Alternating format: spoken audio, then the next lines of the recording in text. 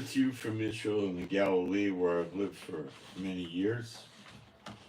And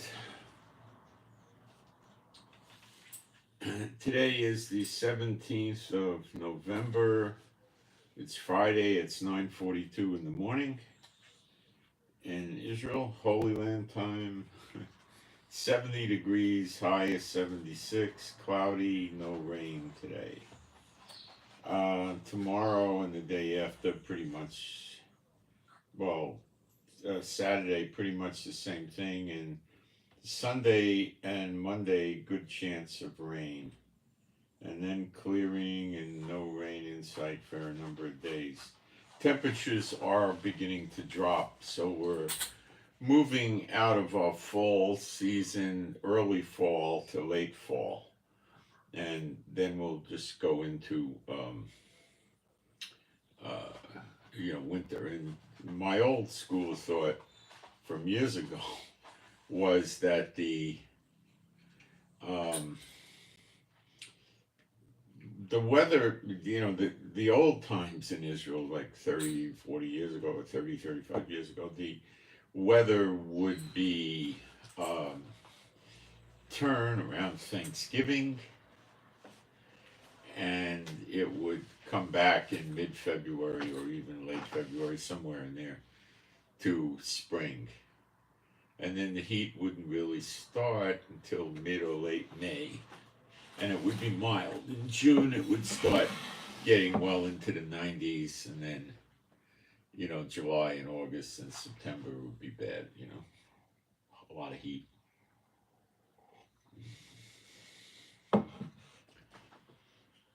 I wholeheartedly think the weather will change. I can't tell you exactly when, but it should change with redemption. We usually run about 7 months without rain, and that's why the land's called Zion, with Sion in Hebrew, which means a parched place, and I think that will stop. And we'll have milder weather, when it's 50, 55 degrees and cloudy and windy and rainy. It's very uncomfortable here in Israel, I can tell you that. And then it goes down as low as 44, 46 at night. It gets even worse. The houses get cold because they build them to protect from the heat. So you got a concrete roof with tile, and you got a concrete block walls and concrete floors with tile. And you don't have double pane insulated windows, so the house gets cold and stays cold. They haven't figured out how to use insulation much here.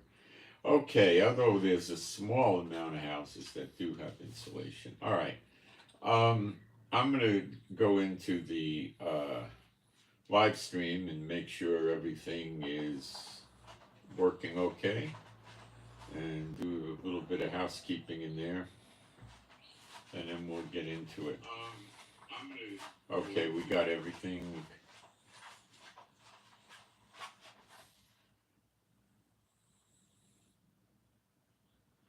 Okay, you're welcome on the person that thanked me. A lot of people don't like YouTube anymore.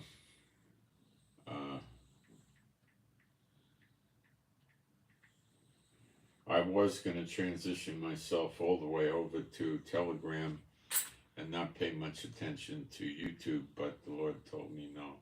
And there's a lot of people that can't access Telegram, so that's why I'm still here, for the sake of those people. And the Lord wants me here, so that's why I'm here. Basically, the Lord wants me here, and I think it's because of people that can't access Telegram. Twitter is not really viable. This nonsense of them not having censorship, they're not as bad as some of the other social media, but they're not what I would call anything like Telegram. Telegram's like the old days 10 years ago, not the other social media. I don't know, TikTok might be that way, but to get live stream privileges on TikTok, you got to get 1,000 subscribers, I think. and they don't show your video to people very, how am I gonna get 1,000 subscribers? So I don't really bother with TikTok. A lot of people not in preaching Bible in other areas said they don't like TikTok. They don't like Rumble because you don't get very many views and stuff like that. If I was a gamer, I'd probably do well there. Same with Twitch. So there's not that many places to go. So I use my own website. I use YouTube. I use Telegram, and I use Twitter. Twitter it's not, I don't get much action from Twitter. Okay.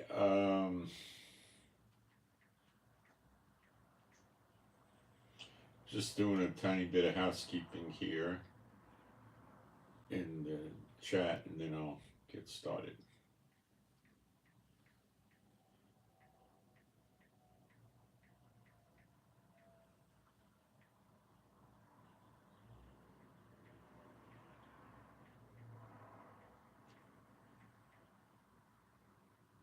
Okay. All right. Since we're Bible believing site, we'll do our praise and then we'll proceed with the big story, okay? There is no God like Jehovah. There is no God like Jehovah. There is no God like Jehovah. There is no God like Jehovah. There is no God like Jehovah. There is no God like Jehovah. There is no God like Jehovah. There is no Messiah like Yeshua. There is no Messiah like Yeshua. There is no Messiah like Yeshua. There is no Messiah like Yeshua. There is no Messiah like Yeshua. There is no Messiah like Yeshua. There is no Messiah like Yeshua. Okay.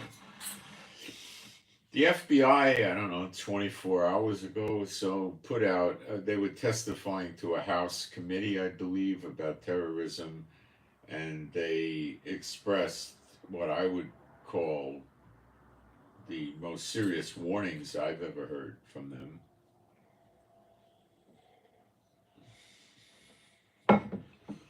about terrorist attacks in homeland United States. They mentioned Hamas by name, and they said also others, but they did, in their verbiage, put an emphasis on Hamas. Now, what the media is not talking about is what I would call, at this point, unconfirmed. So you could even classify it as a rumor, if you will. Okay, but on the other hand, what I'm going to tell you now is not going to be carried by the mainstream media, because the FBI, Homeland Security, etc., will ask them not to carry it, because it will create a lot of fear and panic in America, possibly unnecessarily. But I've lived in Israel for many years. Years and years ago when I was here, they have a thing with the police here. I don't know how to explain it to you. It's like being a reserve cop. You get an ID and you have full police powers 24/7. You go on patrol with weapons and stuff like that. I did that for a while in Israel. Okay, so I'm not really unfamiliar with what the terrorists have done in Israel. I'm reasonably familiar with it, okay? I know more than most people would know. A lot of people that live here know plenty, okay? Some know more than me, but I know stuff, okay, how they operate. So what I'm going to tell you is basically, you could say it's a warning, but again, I want to stress this is what I would call unconfirmed, which makes it a rumor, but how do you confirm what I'm about to tell you? I don't know. Hamas apparently issued a warning that I have not been able to find in the mainstream media, outside of Israel anyway, that they intend to simultaneously attack. The number I heard was 15 major cities in America, but there was a list of cities, and the list is in it, goes up to about 18 or 19 cities. So maybe the number count was wrong. These are all large cities, and these cities, which I'm going to read to you, do not have a predominantly Jewish population. The collection of the Jews predominantly is in New York, particularly Brooklyn, Los Angeles, and maybe parts of South Florida. You don't see a big collection of Jewish communities in the cities I'm going to read you. Now, they do have Jewish people there in reasonable amounts, only in some of these cities. Okay? So combined with the FBI talking to the Congress Investigative Committee, giving them a report on this, and mentioning Hamas and stating that, you know, it's possible they'll be attacking targets inside the United States, mentioning Hamas, and combining with this with, let's call it a rumor because it's not in the major papers, I would say that this is something, my opinion personally, I would take seriously. Okay? The FBI did not read a list of cities off or anything like that, but they did mention Hamas. The headline from the Daily Wire reads, FBI's Ray, W-R-A-Y, warns of Hamas, other terror groups launching attacks in the U.S. FBI Director Christopher Wray, speaking before Congress, warned that Hamas and other terrorist organizations might exploit the Israeli-Hamas war to conduct attacks in the United States. Combined with this rumor, I personally, in my opinion, give this a lot of credibility. Okay?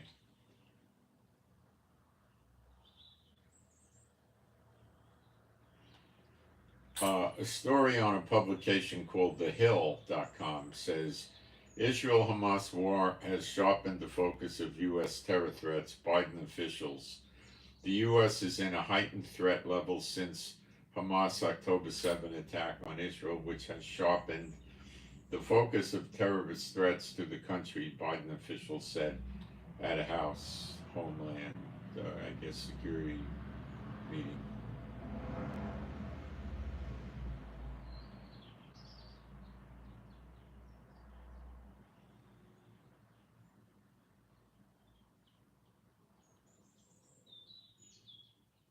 I'm going to find a list of the cities for you. I'm going to take it off my Telegram. The major cities that were mentioned in this unconfirmed rumor, I'm trying to be politically correct here on social media, if you get my drift, okay, are Washington, D.C., San Francisco, Santa Clara, that's near San Jose in California, okay, Los Angeles, San Diego, Arlington, Virginia, Alexandria, Virginia. It's a lot of intelligence community operations in Virginia in America. Dallas, Boston, Raleigh. It mentions the big cities in Florida without specificity. Philadelphia, Denver, Detroit, Kansas City, Chicago, Seattle, Phoenix, Oklahoma City, Tucson, Arizona, and Phoenix, Arizona. Now, I'll go through some of these cities and try to give you an idea which ones have a large Jewish population. This does not seem that it's being directed at the Jewish people. I'm not seeing this that way at all. Okay? They're not trying to persuade the Jewish people to get the government to end the fighting with Hamas in Israel, because the Jewish people are never going to go for it. So it's rather pointless for them to do that. Okay, plus the other people in America are not going to get sufficiently scared and excited if it's just the Jews getting hit, and they know this too. So they got to hit the mainstream America. Okay, Washington, D.C. does not have a Jewish population. San Francisco has some, but I would not call it large. Santa Clara, a pittance. Los Angeles, yes. San Diego, not a huge amount. There are some Jews there. Arlington, Virginia, minuscule amount of Jews. Alexandria, minuscule. Dallas, some Jews, but far from being a Jewish city. Boston, again, some Jews, but not a lot. Raleigh, minimal Jews.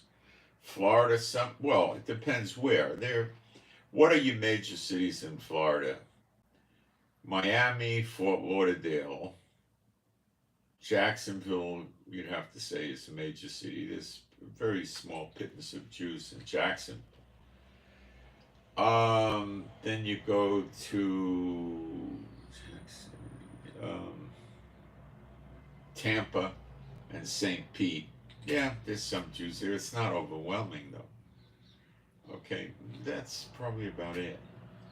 I don't know how many of those they're interested in. Probably not Jacksonville, and probably would be either Tampa, St. Pete, which are next to each other on the west coast of Florida in the central area, and Miami, Fort Lauderdale. Those would be, I think, the only cities they really are going to pay attention to.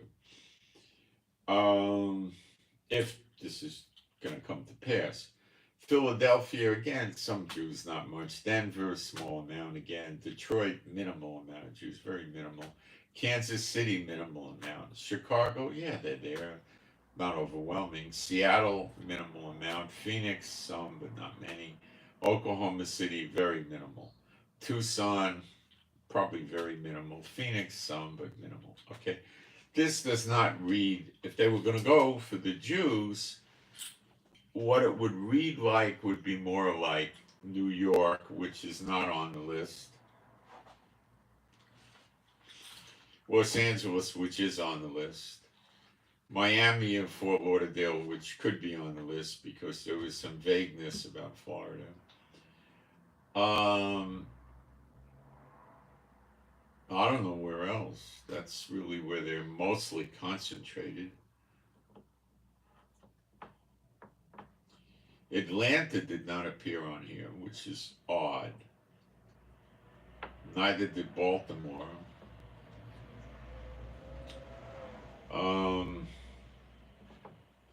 Portland did not appear. Okay. So in my humble opinion, I would say this is a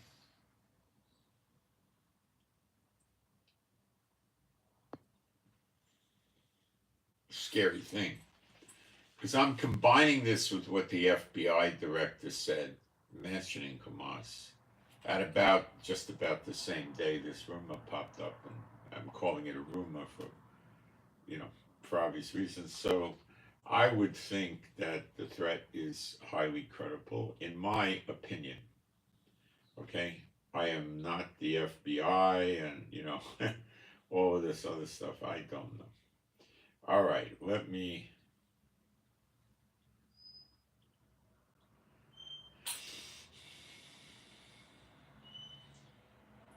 I don't know what Hal Turner came up with. If you could post more details about where we could find what Hal Turner said, I'd be interested.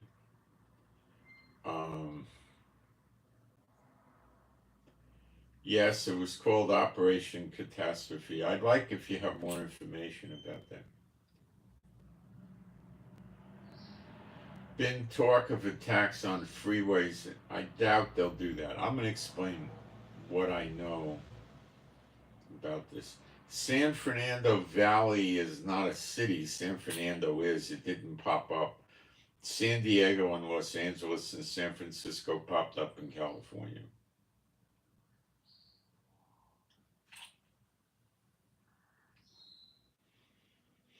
Someone says underground. I don't understand what you mean. if you're referencing, are these the sleeper agents that are going to do it, I would say yes. Are these groups inspired and run by Iran? Well, Iran runs Hamas, and this is supposed to be Hamas. So, making the connection with the daisy chain, yeah. You push the dominoes over, the last domino to fall is in Iran.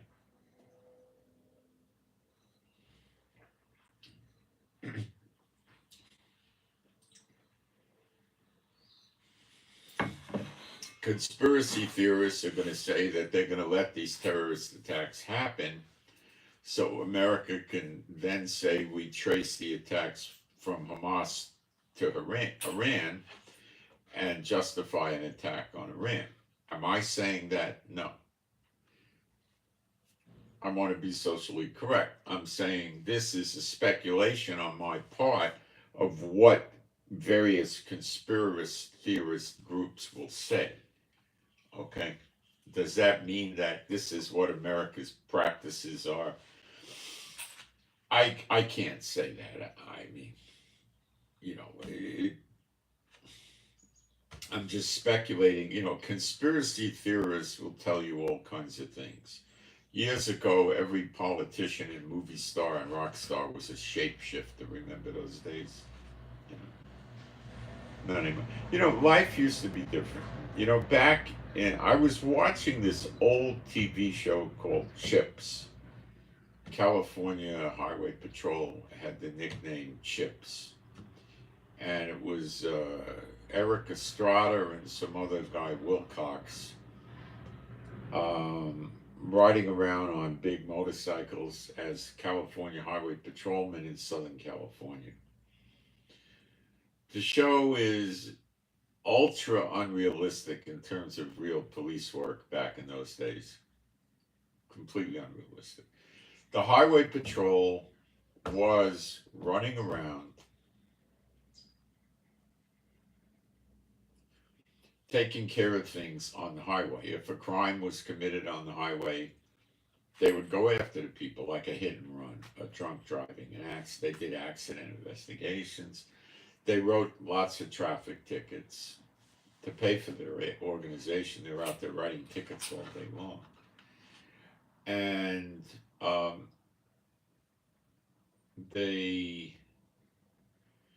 in rare instances, they had areas in California called unincorporated. And these places didn't have a city police. And if there was something happening, like a breaking and entering, a home invasion, a family dispute, a fight, they would dispatch the highway patrol to the scene to, make an arrest, stop the problem, whatever.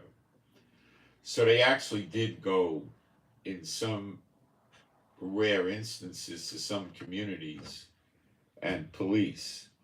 But when you watch the show, and it's, it's like idiot show, it gets my mind off the war and everything, and I can unwind, and I kind of like it.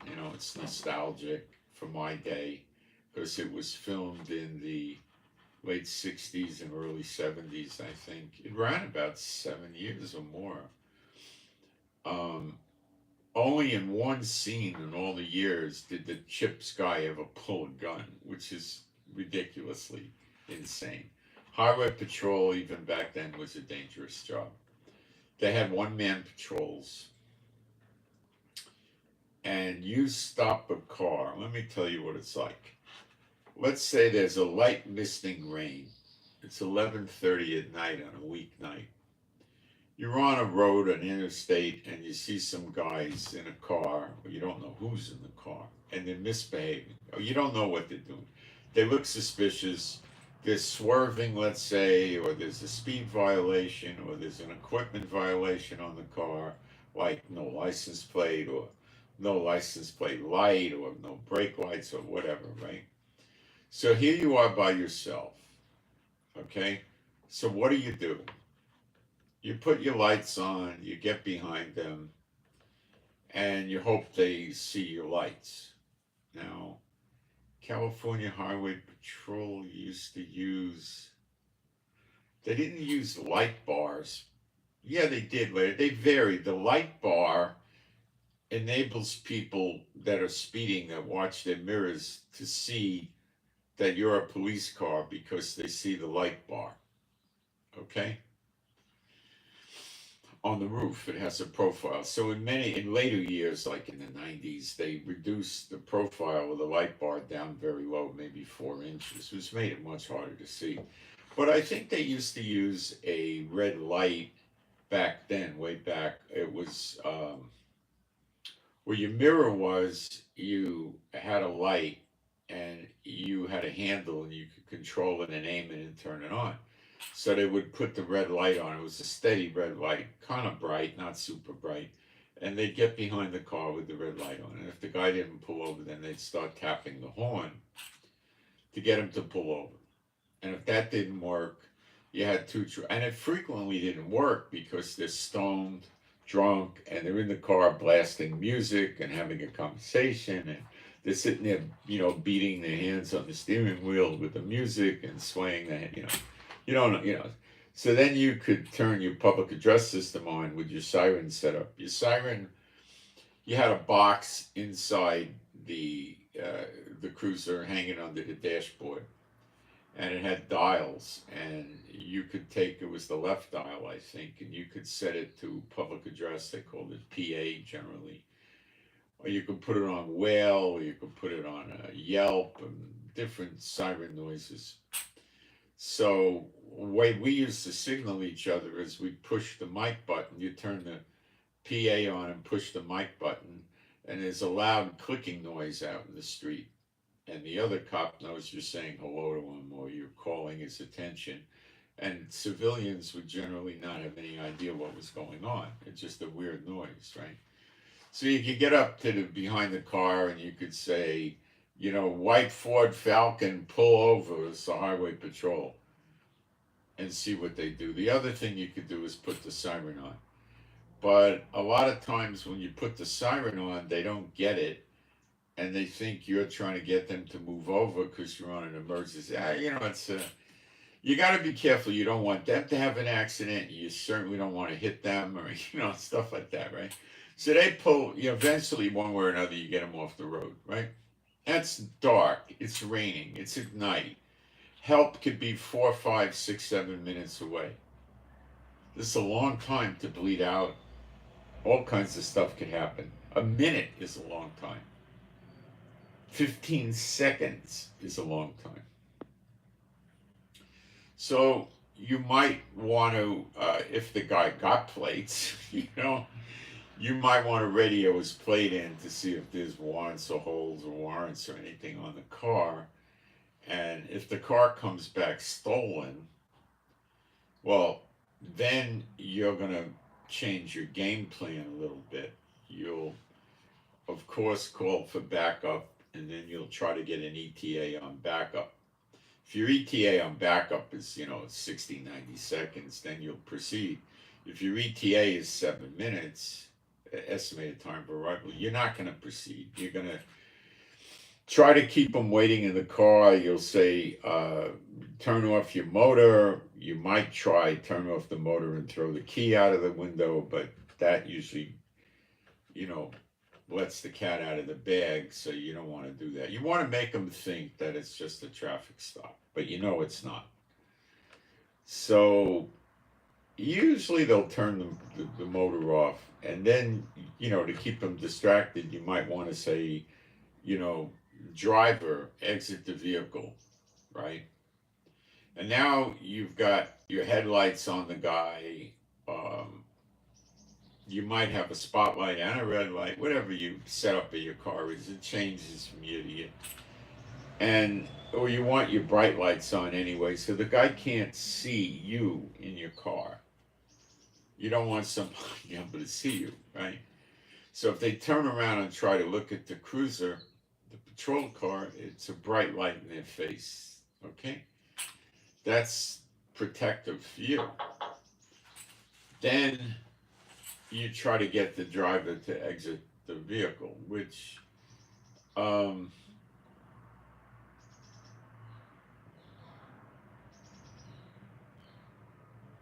sometimes it works.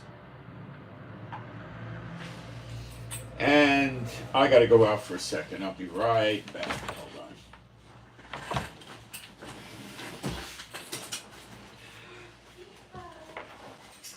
Excuse me, Chief.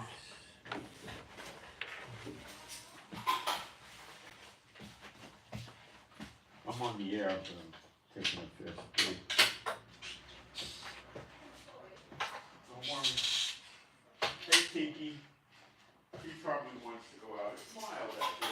Yeah, it's warmed up a bit, dried off a bit. That's got you. Ready? Okay. There you go. Got sun? Get some sunshine?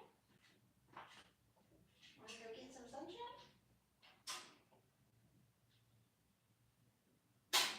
Okay, let's go.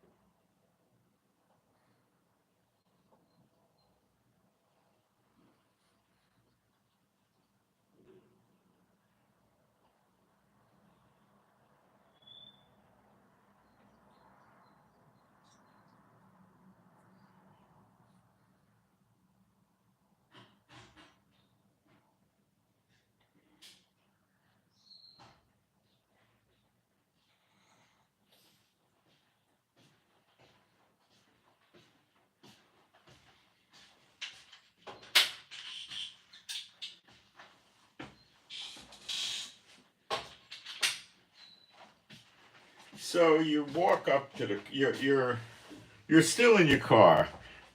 Your headlights, your bright lights are showing you there's probably at least 3 to 5 people in the car.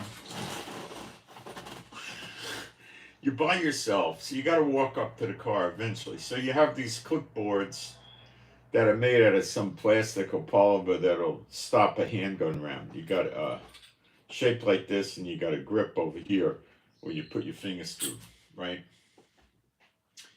And that gives you some protection. So what did a lot of guys do? In the cold weather, you had we used to call it a tuffy jacket. They're not waterproof, they're somewhat resistant. You know, they're made out of synthetics usually.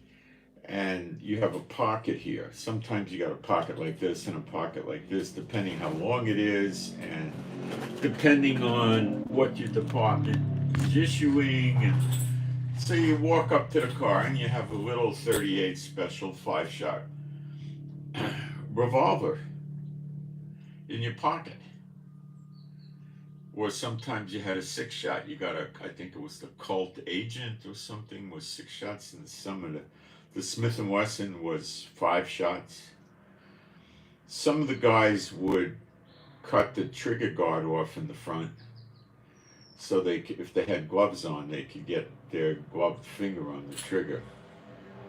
And you walk up to the car with your hand in your pocket with the gun pointed right at the driver's head. Okay? All right, I'm telling you where it was. All right? And we didn't have bulletproof vests in. You were ready to blow the guy's head off. This is very unlike chimps, you know? And you start, and you don't know who's in the back seat. You don't know what they got. They could have a shotgun there. They'll take your head off. These things happen. Cars get their heads blown off, literally.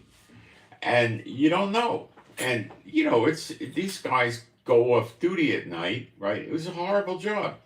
And they start hitting the liquor to go to sleep.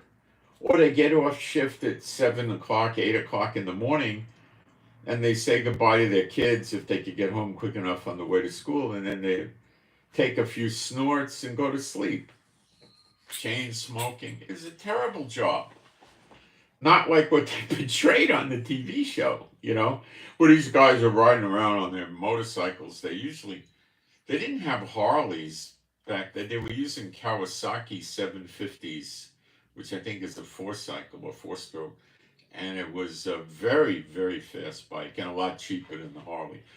The Harley was known for comfort. It was a very comfortable motorcycle, but it wasn't highly maneuverable and it really wasn't that fast.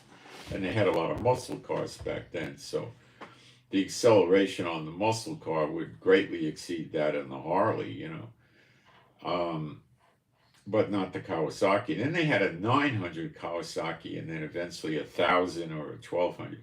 So they were using those for a number of years, and they were using Mercury, full-size Mercury sedans with a pretty good size engine that were pretty quick, like a low-level muscle car. So what the guys would do is you're by yourself. They can't see you because you put your bright lights on. You get out of your car, you open the door, you close it. Then you open it again, and you close it. Loud. So they think there's two of you. Then you say, I'll go to the car, you wait here. So they think there's another cop standing back there having the guy covered. You see, it's just a terribly intense job. But, you know, the chip show was kind of funny. So, let me tell you from my experiences, all the years in Israel, all the things that people like Hamas, Fatah, or Al-Fatah, they call it, who used to hijack the planes around 1968, 69, 70 in that era. I don't know much about them, to be honest with you. I don't want to talk about what I did. I did another job that was related to that with the feds, but it was a brief period of time, not worth even talking about. So they used to blow buses up. You're going to get nervous when I tell you these things. Somebody goes on a bus that's got 25 or 40 people in it, okay? And they have a shopping bag. It could be a woman. It could be a teenager. It could be an old man. You don't know. They might have a package that looks like it just came from the post office or they're going to mail it. They might have a large woman's purse or even a small suitcase or a backpack. In there is an explosive with a timer. Okay? The explosive is probably going to be 4 to 8 pounds, enough to blow the roof off the buses. Because when they detonated these things, the roof would blow off the bus. The windows blow out. The concussive shock wave hits the people, and it's very damaging, even if you're 25 feet from the bomb. The bomb generally had nails, shrapnel, ball bearings, things like that would go flying. But the force of the bomb would kill many people on the bus. So the idea was to leave the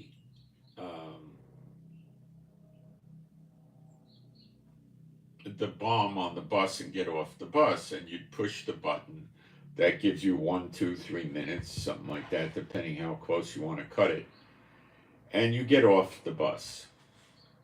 The bus goes away this direction, you go that direction, it blows up. You're hundreds of feet or hundreds of yards away from the bus, and you just get lost in the crowd and try to make good your escape, right?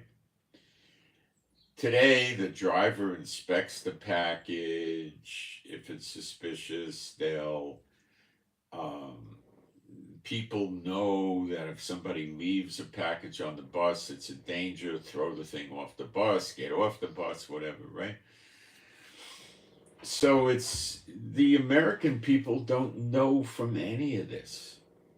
That's one mode of attack. That could be applied in Europe, America, or elsewhere. Okay, homemade bombs in America that they put a little timer on and they detonate it. Or they could have a cell phone detonator. So to get off the bus, they wait for the bus to be, 50 yards, 100 yards away where they're not going to be affected. And they call a certain phone number, and it blows the bomb up. Okay? Israel has a lot of armored buses in certain parts of the country, like the West Bank. They're really seriously bulletproof. So if a bomb goes off in one of those, the percussive force of the bomb would be even worse. See, when it blows the windows and the roof out, the force, the energy, the blast goes up through the roof and out. It's better for the people inside. When you have a bulletproof bus, the glass is very thick and it's really installed pretty securely so you can't punch it out and stuff, right? Push it in the bus or something. So the percussive force of the bomb would be retained in the bus and make it worse for people. You know, very bad.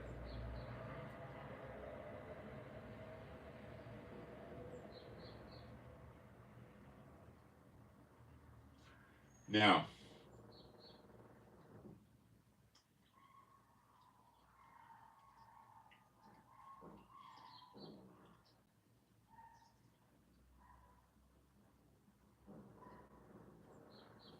that's one method. There have been terrorist warnings that the terrorists, the sleeper agents that are in Europe and America, according to all the reports we're reading, or they're heavily expected to be there, can assemble Katyusha rockets like they do in the tunnels with Hamas. They use hardware, store parts, and they make homemade explosives. But with the open border, they could have taken more sophisticated bomb making equipment in. Okay? The Katyusha rocket is a terrorist weapon. It gets installed. This is where the rocket is on like a triangle-based thing, and they could alter the trajectory of the rocket. It has no real guidance system. It's highly inaccurate. From 5 miles away, it would be a challenge for them to hit the parking lot and the building of a super Walmart. I mean, they might get it and they may not. That's how inaccurate they are. Could they hit a city or a village that's, 3 or 4 miles long and 2 miles wide? Yeah, that they can get. They can get them out to about 12 miles, but the further they go, the more inaccurate they are. I believe they calibrate the amount of fuel they put in it to get it to drop where they want it to. It's that inaccurate, okay? So it goes up and then it just falls down and blows up. It has a detonation device. The general thing is it's about 4 kilos to 8 kilos of explosives depending on the rocket. Normally, if they hit a house, they'll take a room out in the house.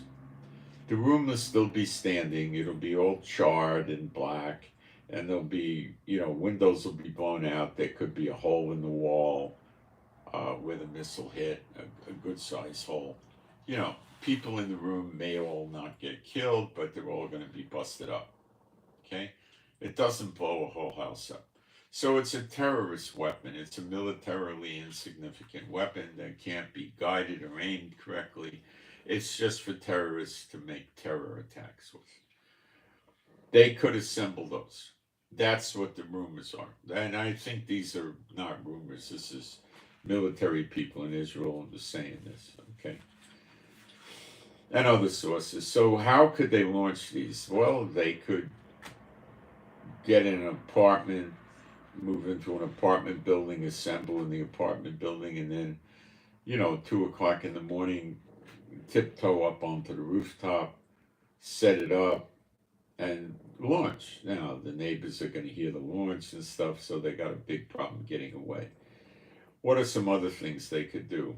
They could have this thing in a truck someplace, and they could pull near a city, a mile or 2 or 3 from a city, and pull on a dirt road off on the side somewhere that they reconnoitered to know where to do it from, where there's a clearing, and they could just stop the truck and launch, and the chances of a police patrol finding them are minimal. almost non-existent.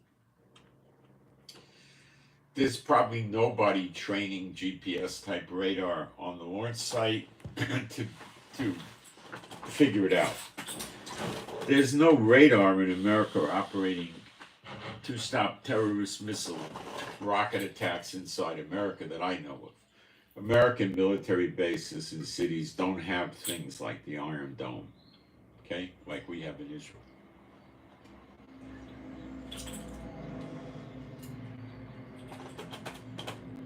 That's the drink mix without alcohol that I like because it gives me a cayenne. I'm running out and I can't buy more of this, so I think today I'm going to try to make some out of tomato juice.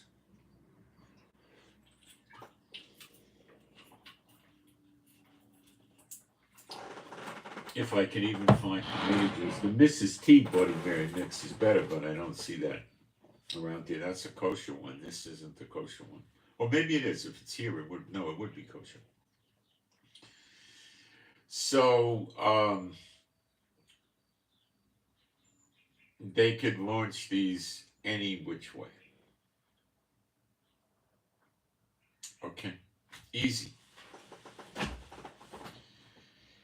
It's not hard, and it's just going to indiscriminately fall in a location. It could hit a vehicle, it could hit a road, it could hit a park and do nothing. It could hit a building in the roof, it could do this, it could do that, you don't know.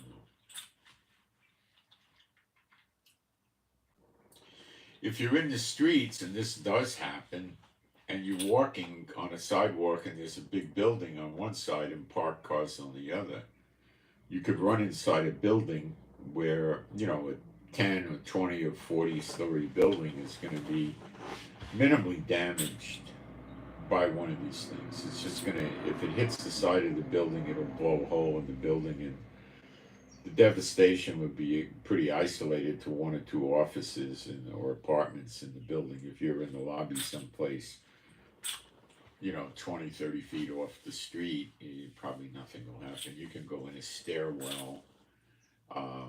You can go down if they have a basement or underground parking garage, and then nothing will happen. You'll hear these things coming, and they could launch a barrage. Some of these launchers have 8 tubes or so. So they launch all 8. So if you start hearing them, you can try that. You don't have a lot of time. If you're hearing it, you got seconds. You can lay down on the floor, roll right up to the parked car, hug it, you know, try to get in between the curb and the parked car. The chances of a rocket coming down and hitting the sidewalk are extremely slight, because that's not going to come down like that. It'll hit a building, or, you know, if it hits the car that you're rolled under, you got a problem. But it's a pretty safe bet. The best is if there's big buildings, you know, office buildings, shopping malls, or whatever, get inside and go down as far down as you can go. That's the best bet. Now, the other thing they have a capability of doing is using improvised explosive devices, where they'll have a cell phone activator, and they leave it someplace, not just on a bus. It could be they go to Grand Central Station, they sit on those wood benches they have there, and they put it under the bench. And then they get up and they slowly walk, and they, just before they leave the station so they could get a cell phone signal, they dial the detonation phone number and hit send while they're going out the door or something like that. But they got to be outside or they'll get the blast. And it could have ball bearings, nails, shrapnel, nuts, screws, whatever, and it'll damage a lot of people. And they'll probably get away. They'll have them on the cameras, that's for sure, but they don't care. So they do it in Kansas City, and then they just move to Los Angeles. They move them to, you know, and they put a hat on, and they bend the brim down of the hat, and they put big sunglasses on, and wrap around with big thick plastic here. Facial recognition is going to be minimalistic. They could have a beard and a mustache and then shave it off. You're not going to get much out of that with a hat and, you know, facial recognition, I mean, and big sunglasses or just big glasses, you know. They're not going to get much. The facial recognition, as I know it in Israel, is predominantly focused on the eyes. So I don't know what America does. I have no idea. Now I understand they also use the ears and other things, but you can cover that with a brim that bends down. Because the camera's not going to come at you like this, it's going to come from above. So actually, if you had a nice Western hat like this is a nice Stetson, the camera's not going to really be able to get your ears because it's going to hit this big brim. But wearing a Western cowboy hat in Grand Central Station is probably going to attract attention. So they wear a fedora or something else. All right. You could wear a wool beanie and just pull it down over your ears. That's the end of recognizing the ears. That ain't going to happen. And big sunglasses would probably better to have some sort of a decent tint in there. So the camera isn't going to get anything reliable. You want big, thick earpieces over here. You want wraparound, and you want big. And you want a pretty serious tint in there, like probably a 60, 70% minimum tint. So mirrored sunglass would be even better, but that can attract a little attention.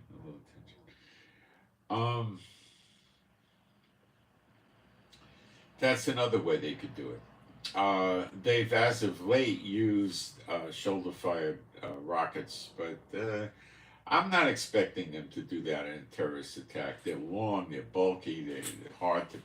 I don't think you'll see that.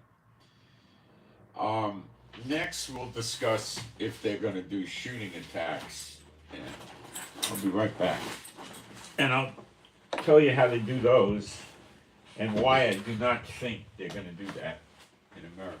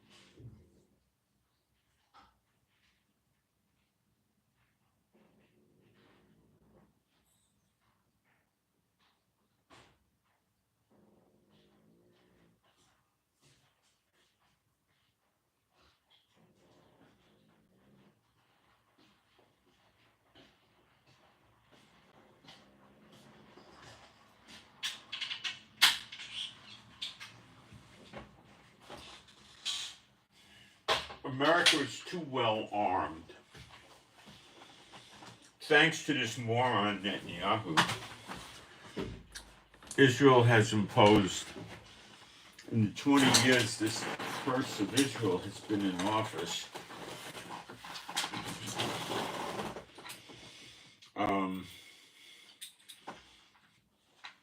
lots of gun control. So while people do have guns, it's not so easy.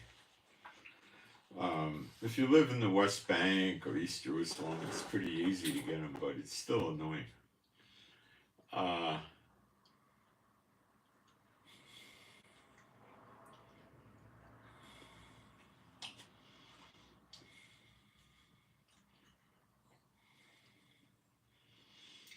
America is a free-for-all with guns, basically.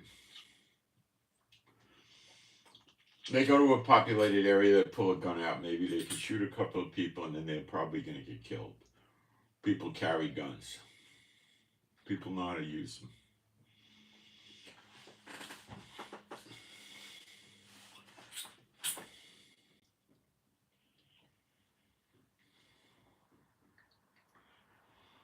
People are better with the guns in America than they are in Israel.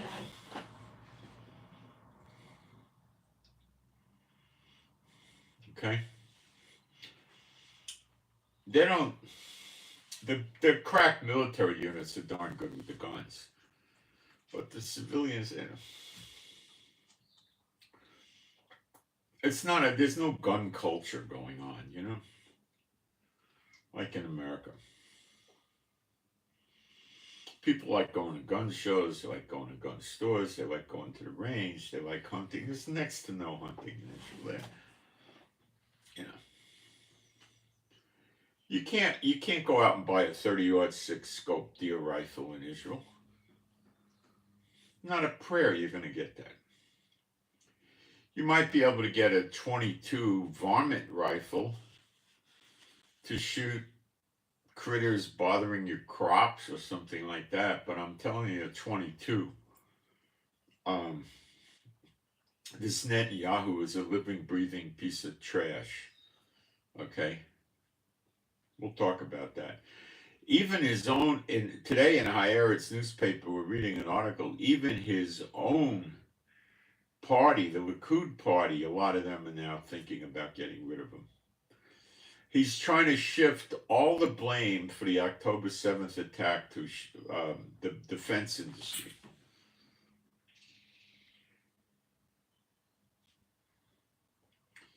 They're saying he's more of a handicap than he is an asset.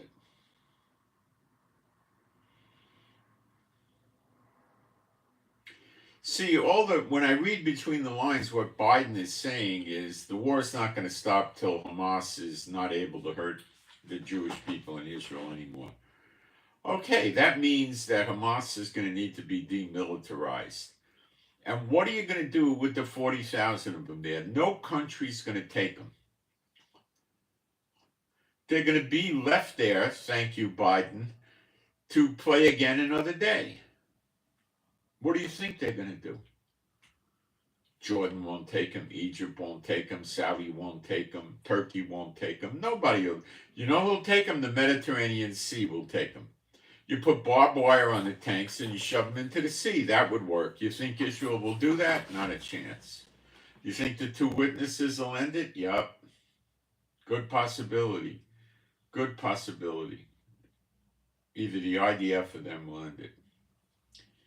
What's it going to take for Hamas to surrender? Well, as long as Hamas is able to keep launching missiles and rockets, which they are, they're not surrendering. We went into this hospital, Shifa Hospital, which that guy Hal, who said there was nothing wrong, there was no terrorist command center or anything like that. The guy apparently dislikes Israel tremendously.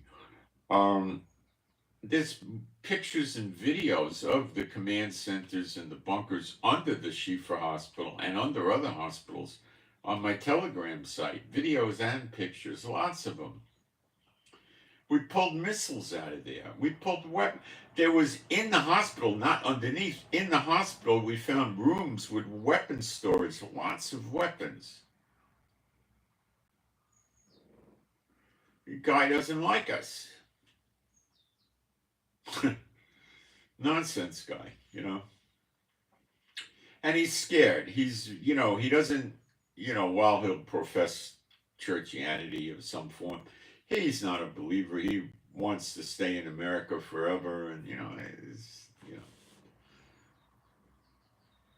All right, I'm going to keep talking about terrorist attacks.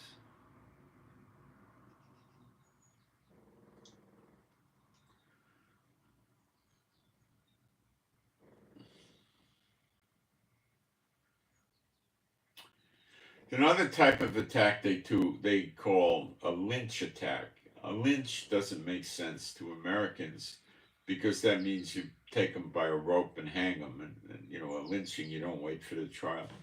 That's the Israelis picked up the term probably from watching cowboy movies. I don't know where they got it from, but it's incorrectly used. 8 or 10 or 20 or 50 people surround the car with some Jews in it, and they start beating the car, breaking the windows, drag the people out of the car, beat them up. And usually by then the people were on their cell phone calling for help, and help usually shows up, and they generally do not get killed. It'd be unusual that they get killed.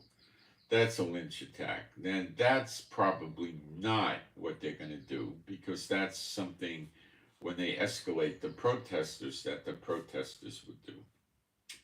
So then the police just block the vehicles away from the path of the protesters, keep them 2-3 blocks away and that kind of thing, till the protesters pass. And that's how they would deal with that. I don't think you'll see that.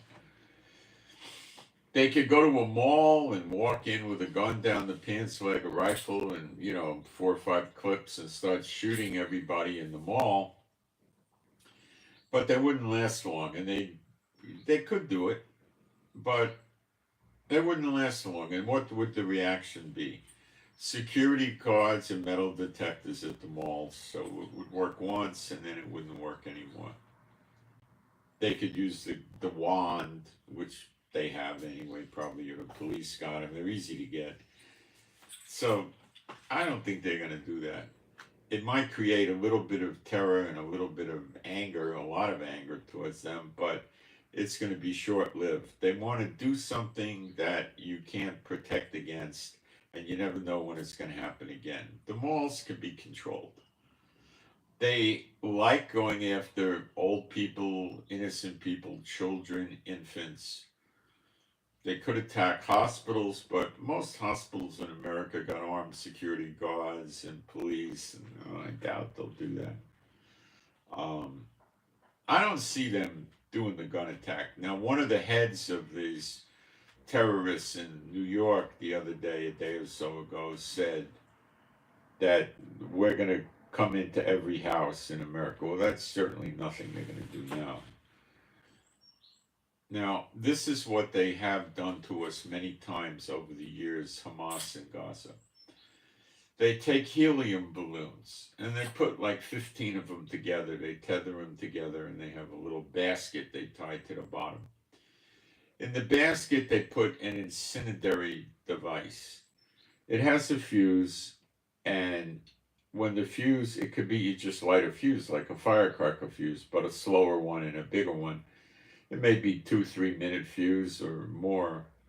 They light it, and then they launch the balloons trying to get the windage right. And it blows it over into Israel, and then it falls down, and the fuse goes off and it blows up. They calibrate the helium so the thing will eventually come down. I guess they figure out how to do it. And they put a small, 2 kilo, 4 kilo explosive in there. The other thing they do that's even sicker is it's the same 15 balloons or so with a basket, and they put a child's toy in there, like a teddy bear or a doll. And to this teddy bear or doll is tethered a explosive device, and when the basket lands, people look at it and they see the explosive device, or the teddy bear, and the idea is the kid goes and runs and picks it up. The bomb goes off and kills the kid, or blows his eyes out or his hands off or something. They take a philosophy: if you kill the kid, you've killed the parents too, because of what it does to the parents. Okay? I don't think they're going to do this in America. I don't think so. But I think if they took a Gucci or Chanel or Louis Vuitton purse and put it in a basket, they'd get a lot of women running over there. Hey, this must be a promotion. You know, but I don't think they're going to do that. Incendiary is applied to agricultural fields, a forest or something like that. It's not going to work in the city. It could land on a car and burn a car, but it's not it's a small chance.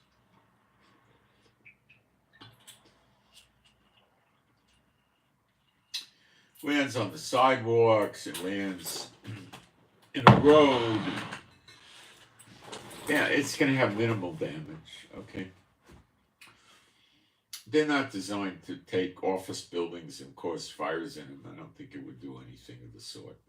I don't think so. If it landed on the roof, it may start a fire on the roof. And if the roof is concrete, it's not going to do much. And, you know, I don't think this is the plan. And I don't think they're hitting agricultural fields or forests. They want to create fear and terror amongst the people to turn the people against Biden, put a tremendous pressure on him, and have him end the Hamas-Israel-Hezbollah war before Hamas is completely destroyed, because that will set a precedent, and the Hamas doesn't want that precedent set.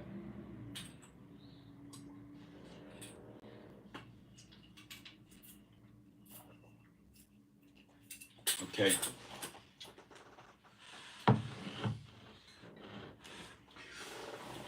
The other thing they could do is, if they have these shoulder-fired rockets, is they could get near an airport and have some kind of vehicle with a sunroof just pull off the side of the road and shoot a plane as it's, 1 or 200 feet below, landing, or 1 or 200 feet taking off. This could be done. I do not think they're going this route, though. I don't think they're going to do this. I think they're going after people in the streets somehow. Now, they said they would attack these multiple cities simultaneously, and they could attack them simultaneously using different approaches in each city to make the security apparatus in America completely bewildered confused, because they don't know what type of terrorist threat. They use 5 or 6 different terrorist threats. They've got to look for all 5 or 6 in each of the cities, and it will take its toll on them. I personally think Hamas will make good on this threat. And I don't think it's going to happen in December. When they make the threat, after a few days, people forget about it as if it's never going to come to pass. The FBI did not talk like this to Congress about the serious, very, very serious nature of the threat of attacks on American homeland, unless it's real. They wouldn't do it. So it'll be in a few days. It's not going to be a long time. Thanksgiving is coming up. It might be probably not going to be on Thanksgiving because they don't get targets. The malls and the stores are mostly closed. The workplaces are closed. People are in their house. They're with families. It's probably not going to be a Thanksgiving event. Okay? Maybe the day after Thanksgiving, they could hit certain targets because everybody's running around. They call that Black Friday, I think. They're running around. They have 4-day weekends and they're running around doing stuff. And yeah, that might be a good time for them to do it. I don't know.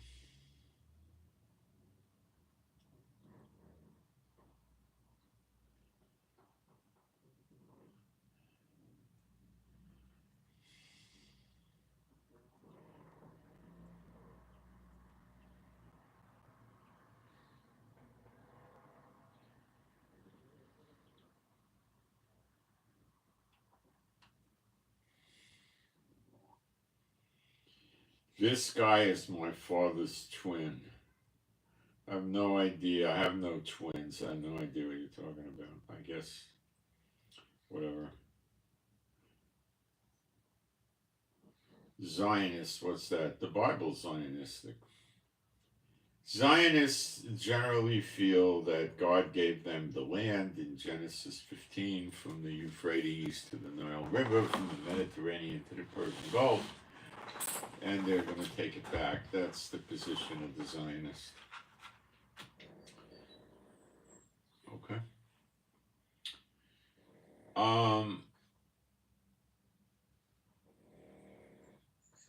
I wouldn't necessarily tell everybody, go, hey, now's the time to get a gun, and they're not going to go house to house. I'd be shocked if they did that. I can't imagine them doing it. They did it in South Israel because Netanyahu makes sure most of the people don't have guns. Netanyahu, I refer to as the curse of Israel. He's that bad.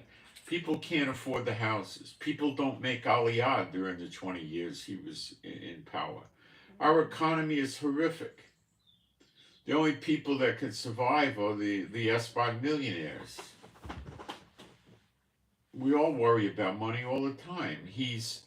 I look at the prices these people pay for food in Gaza. They pay about a fourth of what we do. He is a horrible person. He is a complete moron of a leader. He is, I can't tell you how bad he is.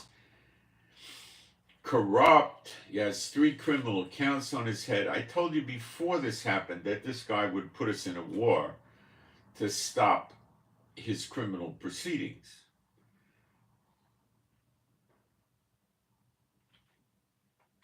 People are saying he's dragging the war out too long because he doesn't want the protests starting. For something like 38, 39 weeks in a row, they protested vehemently in Jerusalem to get this guy to stop doing the judicial reform. He's blatant. He's dumb. He knows the ways of evil, but he's dumb. But he's still there because God's using him to wake the people up so they realize when the 2 witnesses, the 2 judges, they become the judges of Israel. To be a judge, you need to be a prophet, and there's only 2 more prophets coming, the 2 witnesses. That's it.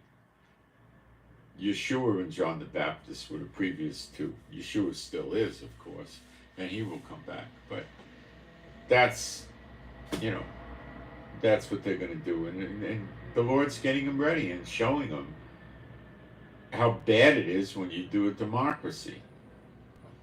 And that's what Netanyahu's real function is to get the people really fed up with their own form of government. God never uses a democracy. Never. His preferential method is judges. Samson was a judge.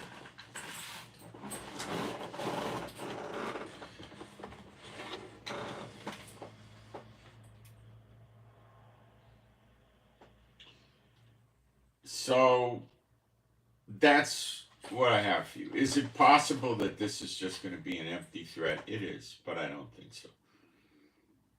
Because an empty threat isn't going to get America to stop what's going on in the Middle East with Hezbollah and Hamas.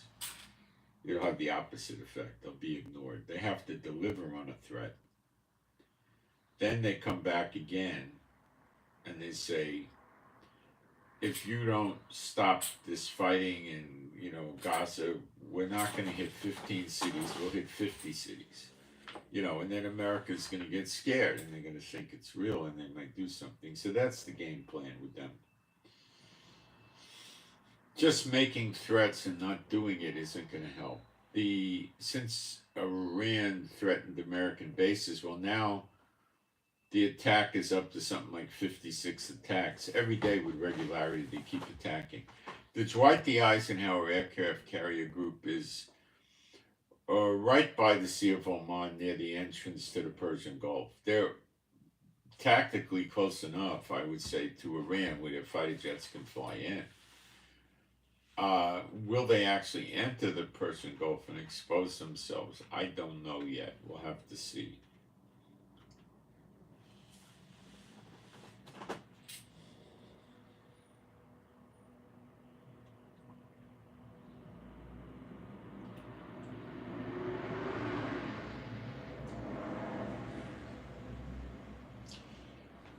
Revelation 3:20.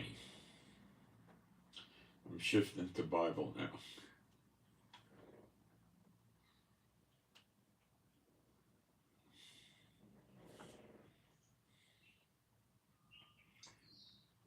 Behold, I stand at the door.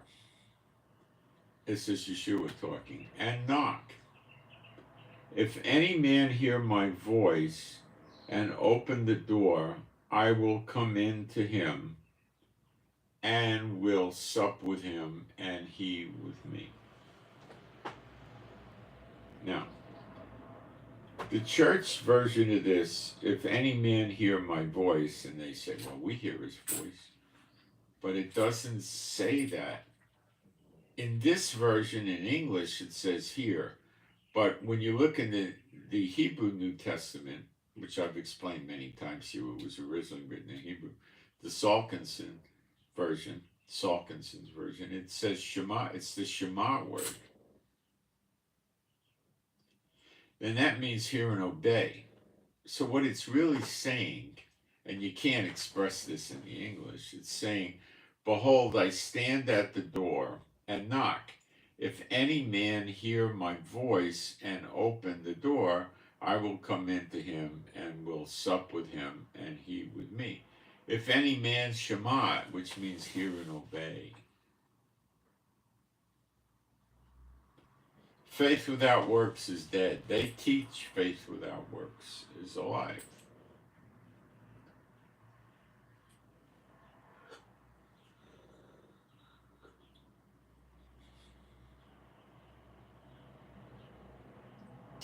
We can't afford the price of war. Well, this whole thing in the Middle East is about Iran and America and maybe Israel together. But that's what you got here is Iran.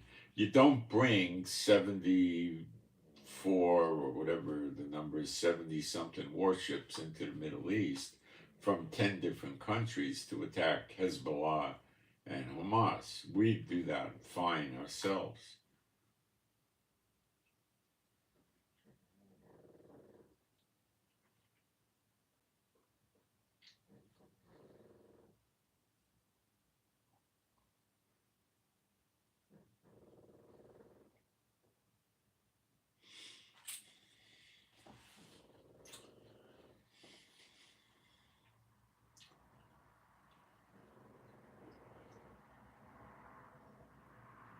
Ezekiel 28, 20 to 28, 20 to 26.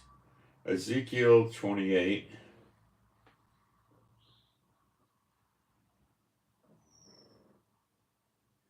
starting in verse 20 to the end.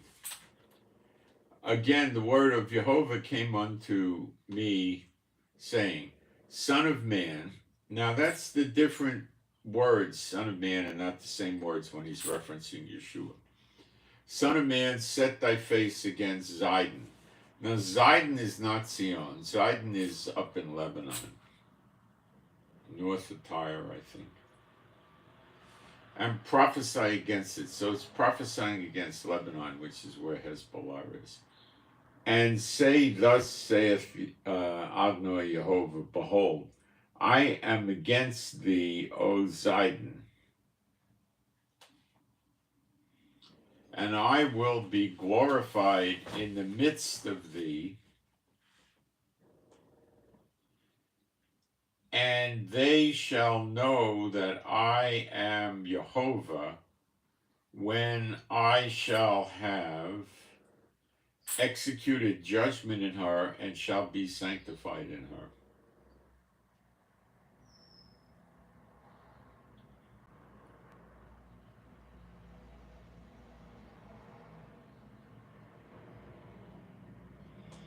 This is Lebanon. For I will send into her pestilence and blood into her streets, and the wounded shall be judged in the midst of her by the sword, upon her on every side, and that they shall know that I am Jehovah. Maybe the last thing a lot of them ever knew. And there shall be no more a pricking briar unto the house of Israel, nor grieving thorn of all that are round about them, meaning Israel, that despise them, meaning Israel. And they shall know that I am Adonai Jehovah. Thus saith Adonai Jehovah, when I shall have gathered the house of Israel from the people among whom they are scattered, and shall be sanctified in them, in the sight of the heathen, then shall they dwell in their land that I have given to my servant Yaakov. It's very timely. And they shall dwell safely therein, and shall build houses and plant vineyards. Yea, they shall dwell. Okay, wait a second. They shall dwell with confidence when I have executed judgments upon all those that despise them round about. See? Them, and they shall know that I am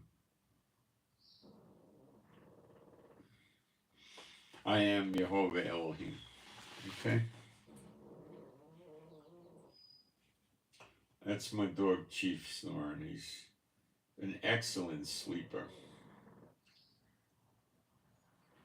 Amos 9 to 12, which I did yesterday, but I want to reiterate something on it.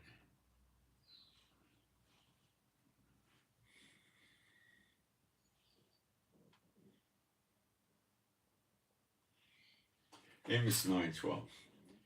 That they may possess the remnant of Eden that's in Jordan, and of all the heathen which are called by my name, saith Jehovah, that doeth this.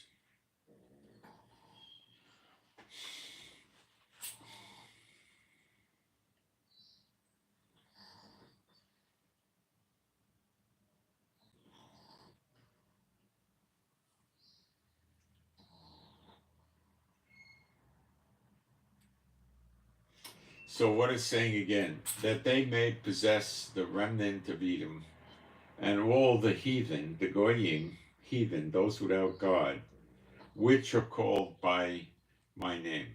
Now, it doesn't say that. It says which, and that word is,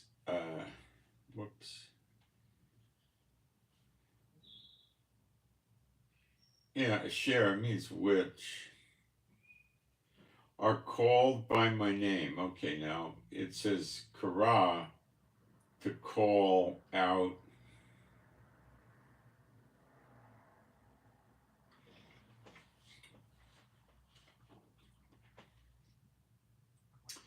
Call, and then it says al, upon. So it does not say called by my name. It says call upon my name, saith Jehovah, that doeth this.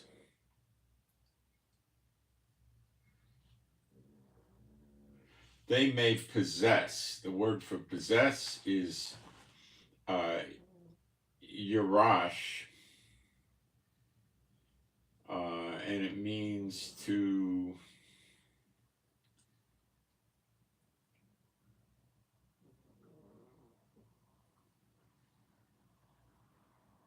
it's 34:22 in Strong's. Oh gosh, this thing drives me crazy.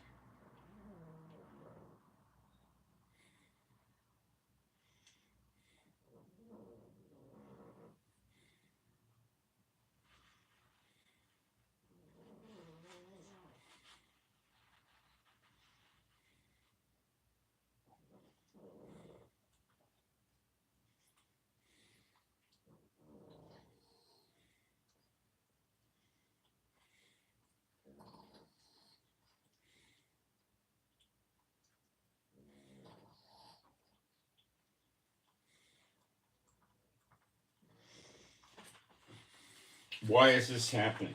This is the church people. Because they do replacement theology and they run around elevating themselves to the church over Israel. How does that work?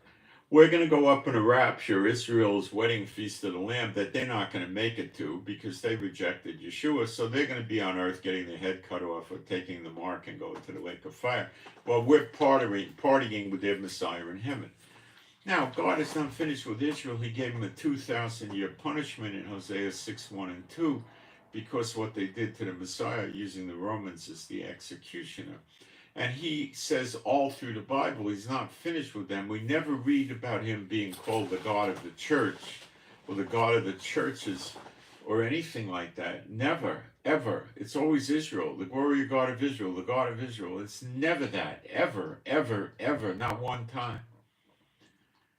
So they've created a cult that breaks the scriptures with their divisions, their denominations, their variants, their heresy, a million ways they break it. Okay?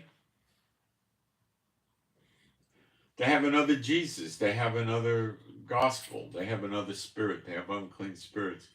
So because they run around spreading all this, oh, we're going to go up in the rapture and you're going to go through your tribulation, and they, basically are condemning Israel and to a life under severe tribulation, because they did all this and they spread this doctrine and turned people against Israel. That's what's going to happen to them. Those that survive the next few months are going to be slaves for Israelis.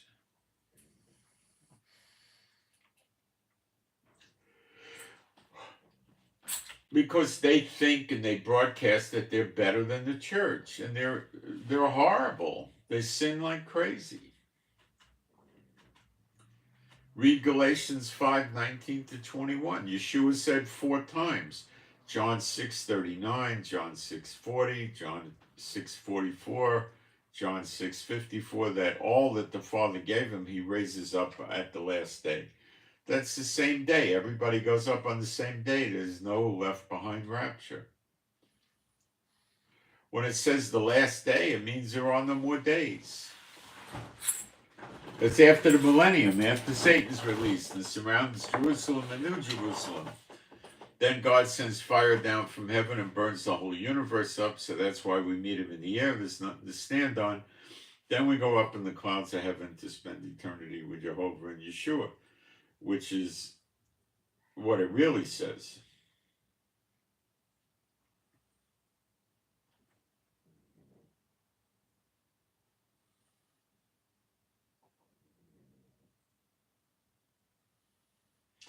Oh, the current outlook in Israel. Economic. Not bad. We're selling weapons. Azerbaijan just bought $1 billion worth of stuff. Our exports are still there. Tourism is dead. That's a major industry that's taken its toll. A lot of people can't go to work because they're in the reserves. So I guess businesses are dragging. It's suffering. Not bad. Not bad.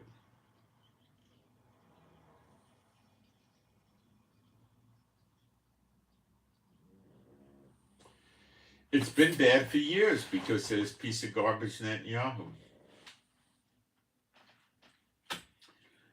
So I hope they get rid of this crackpot once and for all. But the replacement would be Benny Gantz, and he's no deal. He changed the approach of the war and probably speed the end of the war up, but I think he would kowtow to, submit to Biden more. We got to wait and see. I don't know how he'll play it, but he's not going to be any great hero, believe me. Believe me. They did a poll yesterday. If Benny Gantz ran, he could overwhelmingly do a vote of no confidence and win. I mean, he could, yeah, but they're trying to come up with another procedure to get rid of him. They don't want a drawn out where you got to wait 90 days to do the next election. They're going to try to get some quicker way. He's never going to resign. He's a real problem, believe me, a real problem. All right.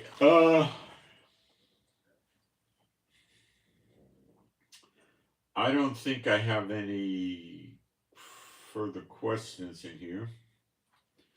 So, if you live in America and you're in a big city, be cautious. Don't go anywhere where there's protests. Avoid that. And, I don't know what else to tell you. If you don't live in a big city, stay away for a while.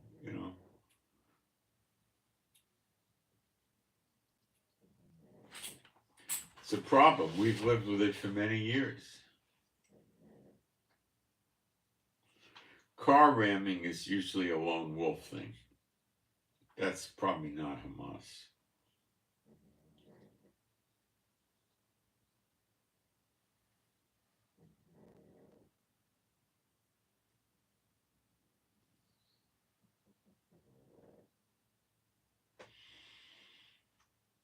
Okay, my name's Moshe. My wife is Rivka. Please pray for our peace, safety, protection, and joy. Pray for healing of our bodies. Pray for our finances. And thank you for those that give offerings. Offering information is in the description box under the video. My email address and offering information is in the chat and also in the description box. And pray for our animals and pets to be happy, healthy, and whole. They're all rescues. And pray for the peace of Jerusalem. And please pray that I don't have to go in any bomb shelters or anything of that nature. And I'll keep you updated. Make sure you subscribe. If you want to join me on Telegram because you want blow-by-blow reports of the war to the tune of 100 or 200 updates a day or postings, download the app, which is called Telegram Messenger. Telegram Messenger. It's free. Install it. That's free. Send me an email. Also free. Okay?